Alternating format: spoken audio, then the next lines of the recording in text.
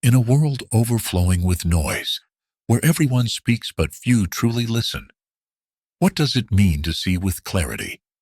The Buddha's wisdom calls us inward, past the surface, beyond distraction, into the quiet truth of things as they are. This isn't about gathering knowledge. It's about awakening a deeper way of knowing, one rooted in stillness, presence, and gentle understanding.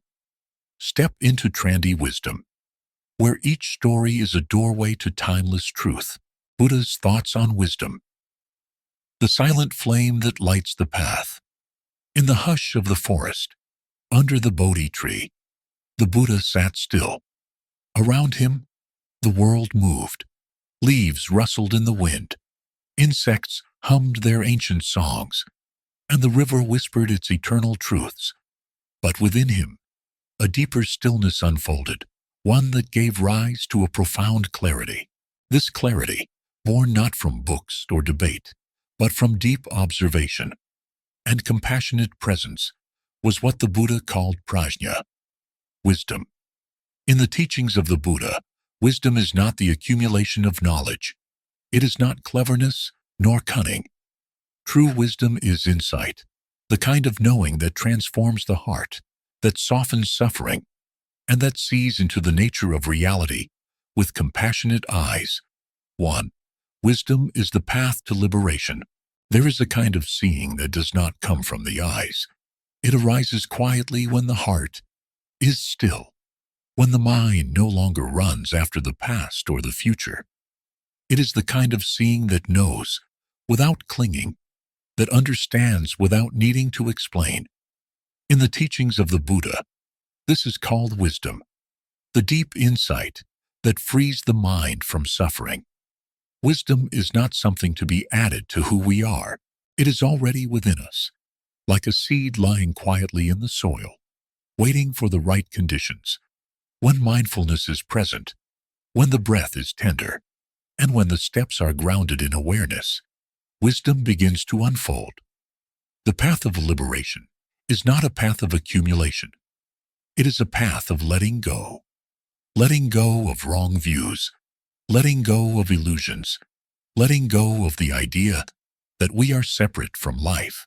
The Buddha taught that all suffering arises from misunderstanding the nature of things. We suffer not because of what happens, but because we do not see clearly. We imagine permanence in what is impermanent. We seek a self in what is not self. We build expectations upon conditions that cannot last.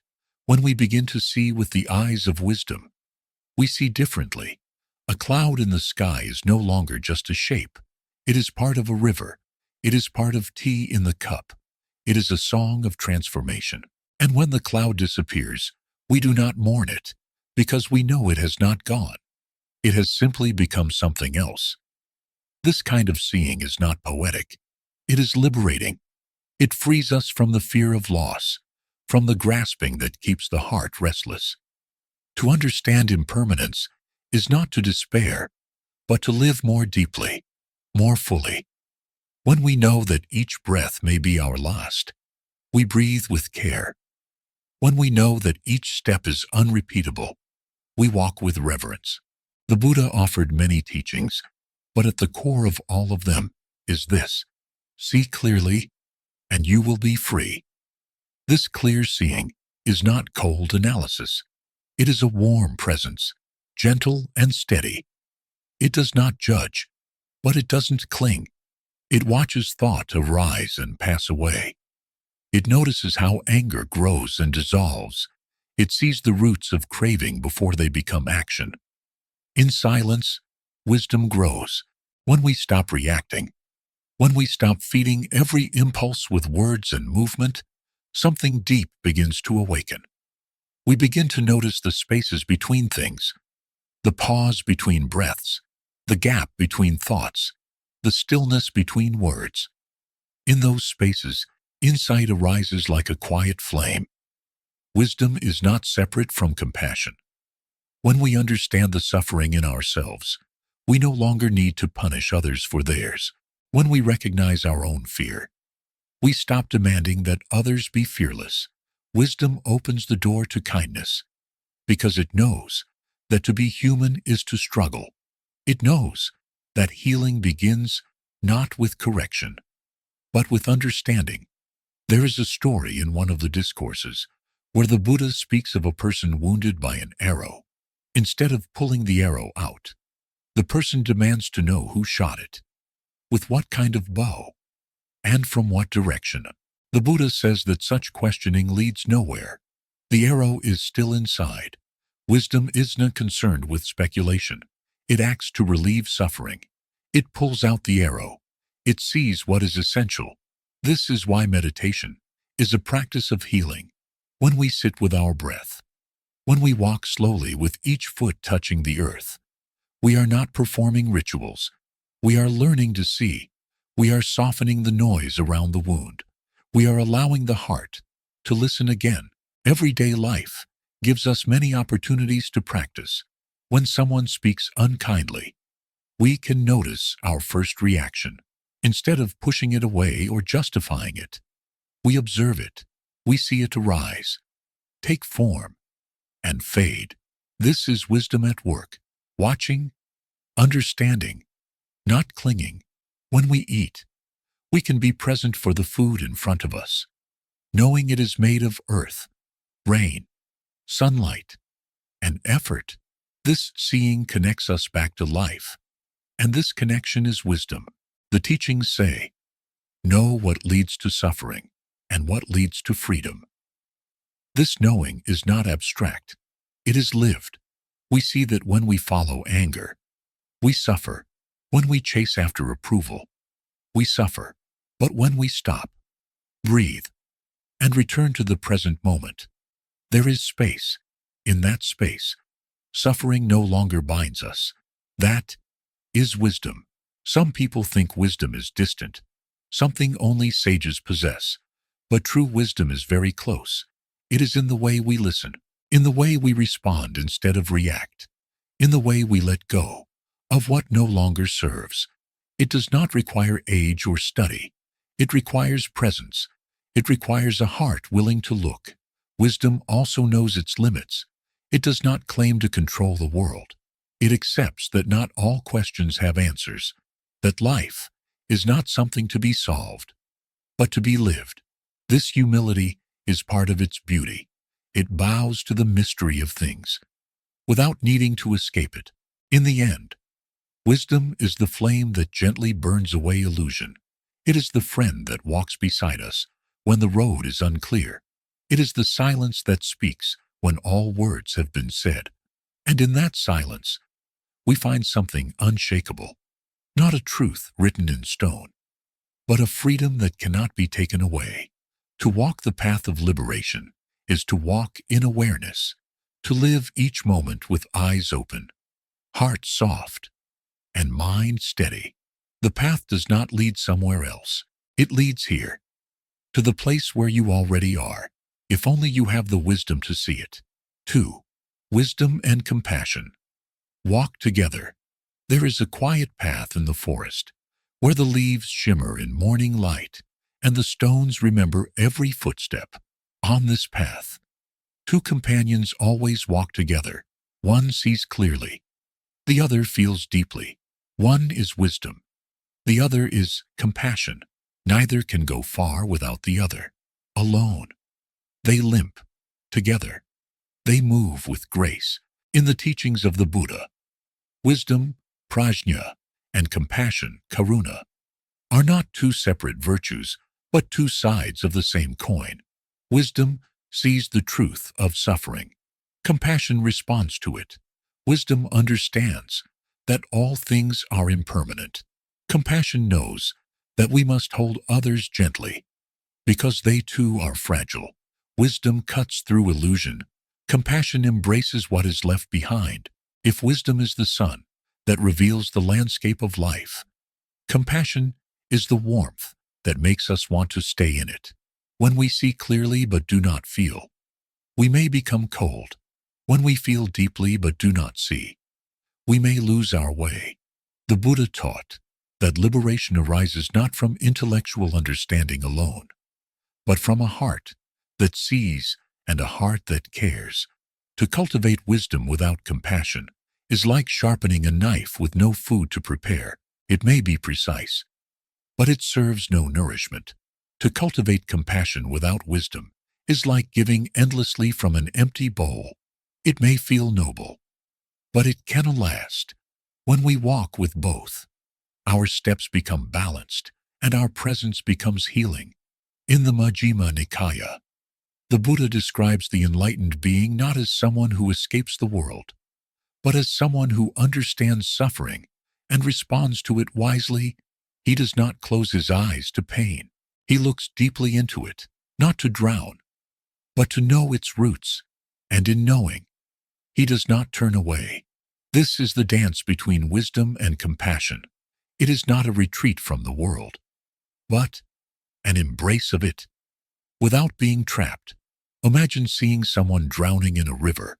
Wisdom understands the depth of the water, the current, and the danger. Compassion reaches out a hand. Without wisdom, the rescuer may jump in and drown as well. Without compassion, the rescuer may observe and do nothing. Together, they save a life. When we listen to another person's pain, we are practicing both wisdom and compassion. Wisdom helps us see that their suffering is not separate from our own. It sees the conditions that give rise to their hurt, the wounds of childhood, the fear behind the anger, the confusion beneath the violence. Compassion allows us to sit with them without judgment, to be a calm presence rather than a teacher. This does not mean accepting harm or condoning injustice. True compassion includes boundaries. It knows how to say no without hatred. It knows that sometimes the most loving act is not to please, but to protect, and wisdom guides that clarity. It reminds us that compassion is not indulgence. It is strength guided by insight. There is a teaching in the Dhammapada. Hatred does not cease by hatred, but by love alone. This is not a romantic idea. It is a radical truth. When we meet anger with anger, it multiplies. When we meet ignorance with ridicule, it hides. But when we meet suffering with understanding, transformation begins. Wisdom knows this. Compassion lives it. In meditation, we often begin by observing the breath. At first, this seems like a practice of wisdom, training the mind to concentrate, to observe. But as we continue, we begin to notice the breath as a gift. It nourishes, it heals, it connects us to all beings who breathe. In this awareness, love arises. What began as seeing becomes feeling. What began as discipline becomes care. This is how wisdom and compassion interweave. Sometimes we speak of the Bodhisattva, the one who sees the truth of interbeing and chooses to stay in the world to help others awaken. This is not a myth. It is a call. Each of us has moments when we can become that presence, when we witness someone's pain and do not turn away, when we see our own suffering and hold it without blame. These are the footsteps of a bodhisattva, not grand, not loud, but steady. In daily life, wisdom and compassion can be as simple as noticing when a friend is tired and offering them silence instead of advice. It can be pausing before replying to an unkind message and asking ourselves, what is needed here? It can be remembering that the person who seems most difficult is likely carrying the heaviest burden. Wisdom sees, compassion responds. Together, they bring peace. One of the great misunderstandings on the spiritual path is the idea that awakening makes us indifferent. In truth, awakening makes us more tender. When we see that all things are passing, we do not cling, but we also do not ignore. We bow, we cherish, we walk carefully, because everything we touch is fleeting and precious. This is the fruit of wisdom rooted in compassion. The practice of loving-kindness meditation is a deep expression of this unity. When we send thoughts of peace to ourselves, then to a loved one, then to a stranger, then to someone who has harmed us, we are stretching the heart. beyond preference. We are not pretending that all actions are equal, but we are recognizing that all beings seek peace. Wisdom reminds us that the person who causes harm does so from ignorance. Compassion reminds us that ignorance is its own form of suffering, and in ourselves, too. We must walk this same path. When we fail, we must understand the causes without harshness. When we succeed, we must remain humble. Wisdom keeps us honest. Compassion keeps us whole. The Buddha never asked us to become anything other than deeply human. He asked us to look, to feel, to awaken, and in doing so, he reminded us that the greatest insight is not knowing the nature of existence. It is remembering that no insight matters unless it helps to ease suffering in ourselves and in others. To walk in this world with wisdom and compassion is to walk gently. It is to speak with care, to listen with patience, to breathe with awareness. It is not a path of escape, but of presence, and it is open to everyone, no matter where they begin. May your steps be clear. May your heart be soft. May you walk in balance, with wisdom in one hand and compassion in the other. 3. Wisdom sees things as they truly are. When the mind becomes still, even for a moment, something ancient begins to stir. A leaf floats gently to the ground, and we no longer call it just a leaf. We see the sun in it, the rain, the whole tree, the countless lifetimes that brought it here. This kind of seeing does not belong to the eyes. It belongs to awareness itself. It is not an act of intellect, but of presence. In the Buddha's path, this is the heart of wisdom. To see things just as they are, to see clearly, is not to label or to judge, but to touch reality without distortion. Most of the time, we are not seeing the world. We are seeing our thoughts about the world, our hopes, our fears, our past experiences. These filter each moment, like dust on a window. Wisdom begins when we start to clean that window, not to change what we see, but so we can finally see. The Buddha used the word yathabhutanyanadasana, the knowledge and vision of things as they have come to be. This is not merely passive observation. It is deep seeing that arises when the mind no longer clings. It is seeing impermanence not as a concept, but in every sound, every breath, every smile. It is knowing that what is born will pass, and resting in that truth without fear. This wisdom does not arise suddenly. It comes like dawn, quietly unfolding through mindful breathing, through patient steps, through returning again and again to the present. We begin to notice things we had forgotten how to see. The way a raindrop clings to the edge of a petal, the way sorrow leaves a trail in the body, the way thoughts arise without warning and fade without resistance. When we see clearly, we no longer confuse permanence with stability.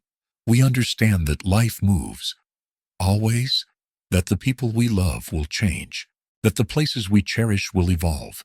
And yet, there is a peace in that knowing, not sadness, but release. We begin to love, not in spite of change, but because of it. In the Anattalakkhana Sutta, the Buddha taught his closest disciples to look at the body, feelings, perceptions, mental formations, and consciousness, all the elements we usually call self, and to observe how none of them are stable, controllable, or lasting. This was not a rejection of the world, but a deep invitation to freedom. When we see clearly that there is no fixed self to protect, we stop clinging. When there is nothing to defend, there is nothing to fear.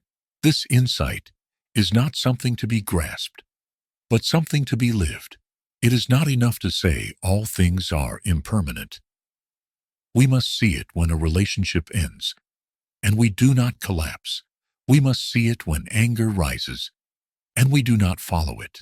We must see it when a flower wilts, and we do not call it failure. To see things as they are also means seeing our suffering as it is, not embellishing it, not denying it, just sitting with it, watching it breathe. Most of our suffering comes not from the pain itself, but from our resistance to it. We tell ourselves stories about how it shouldn't be here, how it must be fixed, but wisdom invites us to pause, to notice what suffering is made of. A tightening in the chest, a shallow breath, a thought repeating itself, and slowly, we begin to understand. This too is impermanent. When we practice this kind of seeing, we discover that clarity does not make us distant. It makes us tender. We do not retreat from the world. We see it more fully. And in seeing, we care more deeply for the river, for the stranger, for the self we used to judge. Wisdom does not make the world disappear. It makes it more vivid, more intimate, more alive. There is a story of the Buddha walking silently through a village. A man approached him and shouted in anger, demanding answers. The Buddha did not react. He stood in silence. After a while, the man grew quiet. The Buddha gently asked, "If someone offers you a gift and you do not accept it, to whom does the gift belong?" The man answered, "To the one who offered it." The Buddha said, "Then I do not accept your anger." This is the clarity of wisdom, not to suppress emotion, but to recognize what belongs to us and what does not. When we see clearly, we also see interdependence. A piece of bread is not just flour, it is the earth, the hands of farmers, the clouds, the rising sun. A moment of joy is not isolated. It comes from countless causes: a kind word, a good sleep, a shift in perspective. Nothing exists alone. This is not philosophy, it is reality. When we touch this truth, we are no longer separate. We are part of a great unfolding. The practice is simple, though not always easy. To breathe and know we are breathing. To walk and know we are walking. To speak and know we are speaking. With each moment of awareness, the illusion begins to thin. We stop adding our opinions to everything. We begin to experience life as it is, not as we want it to be, not as we fear it might become. The Buddha did not promise us that we would never suffer. He promised that we could see through our suffering, that we could meet life without adding more confusion, that we could live with wisdom, not as something outside to attain, but as something awakened within. To see things as they truly are is to see the leaf fall and not mourn it, to see the child laugh and not hold on. It is to live each moment fully, knowing that it will never return. And in that knowing, there is peace, not the peace of escape, but the peace of presence. This is the gift of wisdom, not answers, but clarity, not control, but freedom, not perfection, but understanding. When we walk with this seeing, we walk gently, we speak with care, we love without fear, and in doing so, we come home to life as it truly is. 4. Silence can be wisdom itself. There is a kind of silence that is not the absence of sound, but the fullness of presence. It is not found in retreating from the world, but in meeting each moment with stillness of heart. In the teachings of the Buddha, this silence is not emptiness, it is clarity. It is understanding without words. It is knowing without naming. It is wisdom unfolding in its purest form. Not all silence is sacred. There is a silence born of fear, when the voice is choked and the heart hides. But there is also a silence that arises from deep insight, the kind that holds all things gently, without clinging, without pushing away. This is the silence of one who has looked deeply and found peace not through answers, but through presence. When the Buddha was asked questions that sought to trap him, questions about the beginning of time, the end of the world, the nature of the soul, he sometimes remained silent. Those around him grew puzzled. Was he avoiding the question? Did he not know?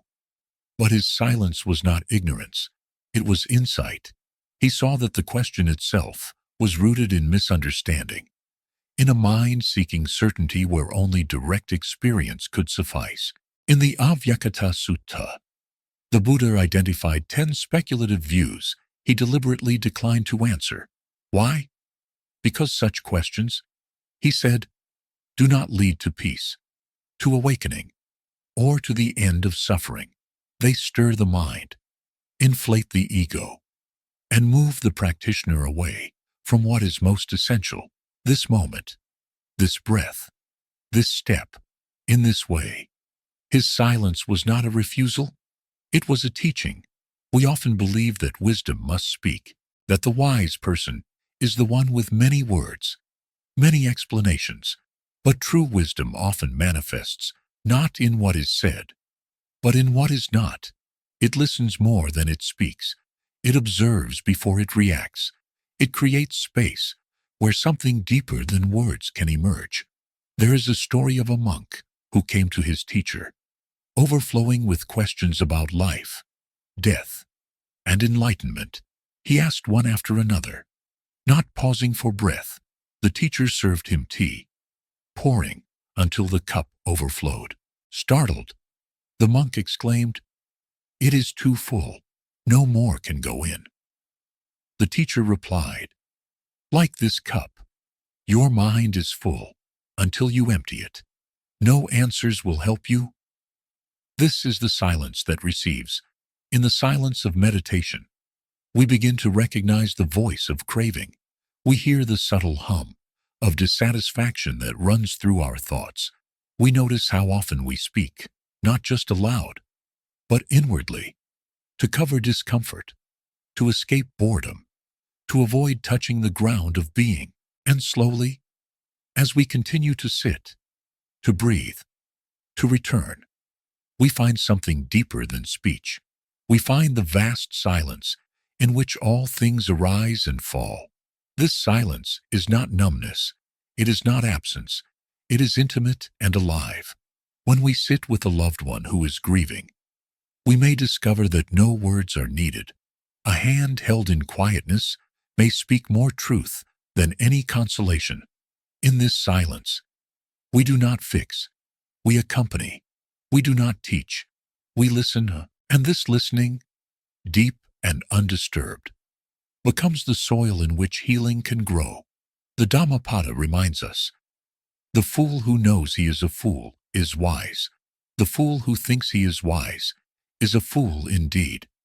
To this we may add, the one who knows when to speak and when to remain silent is walking with true discernment.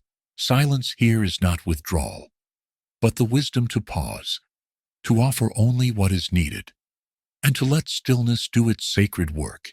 When we bring silence into our daily lives, not only in meditation, but in how we eat, how we walk, how we pause before responding, we begin to notice things we used to overlook. The rustling of leaves, the way the sunlight changes on the floor, the emotions that pass through us like clouds. This awareness is not separate from wisdom. It is wisdom in motion, wisdom in stillness. Even our breath, when met with silence, becomes a teacher. It reveals how much we grasp, how little we let go. It shows us the rhythm of life, rising, falling, returning again. The breath does not shout. It does not argue. It simply is. And by following it in silence, we remember that we, too, are part of that great unfolding. Sometimes, the most powerful teachings are delivered not in speech, but in presence. A single bow, a steady gaze, a quiet smile. In these simple acts, wisdom takes form without fanfare. Like water, it adapts. Like a mirror, it reflects. And like the sky, it holds all things without clinging. The Buddha taught that wise speech includes right timing, truthfulness, and gentleness. But there is a kind of speech even purer than right speech, the decision not to speak, when words would create more confusion than clarity, when they would stir emotions rather than calm them. Silence becomes the greater offering. But for silence to be true, it must be anchored in awareness. Silence without mindfulness becomes avoidance, but silence with presence becomes refuge. It is the space where we touch what cannot be touched by language. The mystery of being, the spaciousness of the now, in a world so full of noise, external and internal. The practice of noble silence is more than a tradition. It is a necessity. It reminds us that the most important truths are not always spoken, that sometimes the wisest response is a breath, a pause, a return to the still point at the center of all things. To cultivate silence is to cultivate wisdom, not the wisdom of opinions, but the wisdom of openness, of listening deeply, of being fully present. And in that presence, we discover that we do not always need to understand with the mind.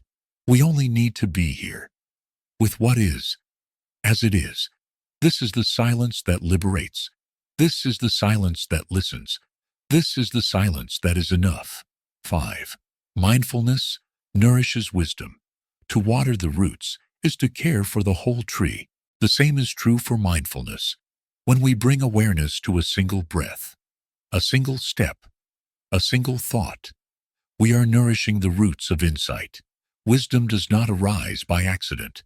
It is cultivated gently, patiently, through presence. The more we come home to the present moment, the more wisdom begins to bloom, slowly, quietly, and with deep stability. Mindfulness is not a technique. It is not something we do to get somewhere. It is a way of being, a way of touching life directly. It invites us to inhabit the here and now with full attention, without running ahead or falling behind. And it is in this space of stillness and honesty that wisdom is born, not the kind of knowledge that seeks to conquer or define, but the kind that softens, sees, and understands. The Buddha taught that mindfulness is the path to the deathless. Why? Because in mindfulness, we step out of the stories we tell ourselves, the regrets of the past, the fears of the future, and we meet life where it truly is. In the Satipatthana Sutta, he described the 4 foundations of mindfulness: body, feelings, mind, and mental objects. These are not abstract categories. They are gateways. Through them, we observe not only the movement of the world, but the patterns of the mind that shape our suffering and our freedom. When we observe the body breathing, not trying to control it, but simply watching, something begins to shift. The mind calms. The heart opens. We begin to see that each breath arises on its own, stays for a while, and then fades. This simple rhythm becomes a teacher. It shows us impermanence, not through philosophy, but through direct experience. The breath becomes a mirror. We see ourselves more clearly, and in seeing, we begin to understand. In the same way, when we observe our feelings without clinging or resisting, we discover that they too come and go. Joy arrives like a breeze. Sadness settles like fog. Anger flares, then fades. When mindfulness holds these feelings, we are no longer pulled into their storm. We become the sky, not the weather. This spacious seeing is the beginning of wisdom. Mindfulness nourishes wisdom by offering it a place to grow. Without mindfulness, wisdom has no soil. It becomes speculation, theory, belief. But when mindfulness is present, each moment becomes fertile. We begin to question not only what we experience, but how we experience. We notice the judgments that arise, the stories we add, the ways we protect ourselves from truth. And in this noticing, we begin to release. In walking meditation, each footstep becomes a seed. We walk, not to reach a destination, but to touch the earth deeply, to feel the connection between our body and the ground, to return to what is real. The mind may try to wander, but we guide it gently back, not with force, but with kindness. Over time, these small returns become a habit. They build a path through the forest of delusion. The Buddha often described mindfulness as the guardian of the mind. just as a watchful gatekeeper observes who comes and goes. Mindfulness watches the arising of thoughts, emotions, and impulses. It does not judge them. It simply sees, and in seeing, it gives us the space to respond instead of react. This space is where wisdom lives. When someone says something hurtful, mindfulness helps us pause. We feel the heat rise, the instinct to defend, but we do not speak right away. We observe, we breathe, we listen inwardly, and perhaps, in that pause, we see the other person's pain. Perhaps we hear the echo of their own suffering. And from that seeing, a wiser response emerges, not because we planned it, but because we were present enough to allow it. Mindfulness also nourishes humility. It shows us our own patterns, how quickly we judge, how often we assume, how easily we get lost. But instead of criticizing ourselves, we smile gently. We return again. The breath is still here. The body is still walking. Life has not given up on us. This patience is not weakness. It is the quiet strength of one who is learning to live with open eyes. In the Dhammapada, it is said, all that we are is the result of what we have thought. Our thoughts shape our world, but we cannot see our thoughts clearly if we are always chasing after them. Mindfulness slows the current. It lets us sit by the riverbank and watch the mind flow. And in that watching, we learn which thoughts nourish and which deplete, which lead to peace and which lead to suffering. Over time, mindfulness deepens. It becomes less about technique and more about intimacy. We no longer ask, "Am I doing it right?" We simply show up. We drink tea and feel the warmth of the cup. We wash dishes and notice the coolness of water. We speak with others and hear not just their words, but their longing. Life becomes vivid, transparent, alive. And in this aliveness, wisdom grows, not as a prize, but as a presence, not as something we possess, but as something that moves through us when we are quiet enough to receive it. The more we trust mindfulness, the less we need to strive. Wisdom no longer feels distant. It is here, in this step, this breath, this moment of still listening. Mindfulness nourishes wisdom, not by adding more, but by helping us see more clearly. It reveals that life is not something to be mastered, but something to be lived fully.